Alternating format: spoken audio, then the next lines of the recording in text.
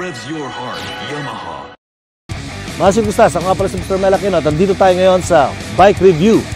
Ngayon po, ang ating nire-review motorsiklo ay galing po sa Yamaha Motor Philippines kung saan ang newly launched ng kanilang bagong sports bike, middleweight sports bike. This is the R15.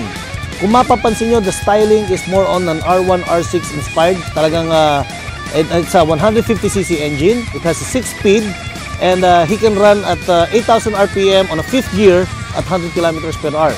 So, animang cambio, isipin po natin yung 5th gear niya, nasa 100 km per hour na ako at 8,000 RPM.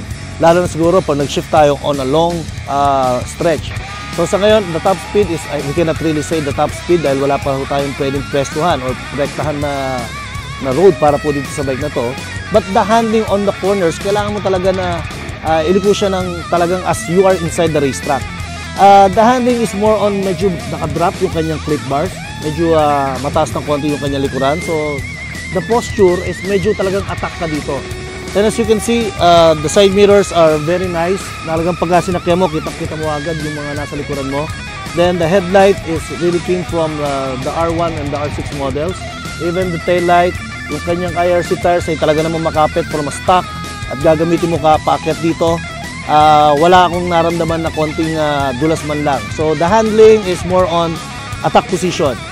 So, it's Diasil at mapapansin po natin it's a Delta box. Mapapansin nyo yung frame niya. It's a Delta box frame.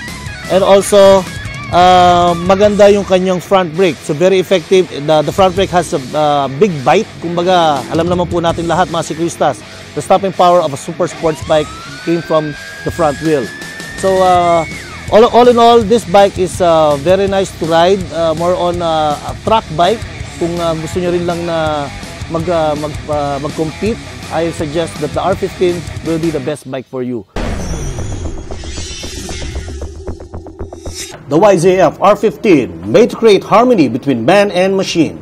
The YZF R15 is packed with advanced features to give you the real thrill of racing. Technical benefits: the liquid-cooled engine, a newly developed 150cc liquid-cooled 4-stroke, single overhead cam, single-cylinder, fuel-injected engine with 6-speed transmission. The Diasil cylinder is an all-aluminum Diasil cylinder produced by an exclusive Yamaha casting technology. Delta box frame known for superior rigidity, balance that improves the machine's handling and stability. The dual headlights impressive 2-eye multi-reflector headlight designed in the YZF series image. Technical features: aluminum swing arm, aggressive aerodynamic middle cowl design, masculine rear radial tire, digital speedometer, split seat, LED taillights, stylish tail cowl, front and rear disc brake, designer rear mudguard. So ngayon mga siklistas, balik sa inyo. Ito po si Mr. Melakino para sa Bike Review.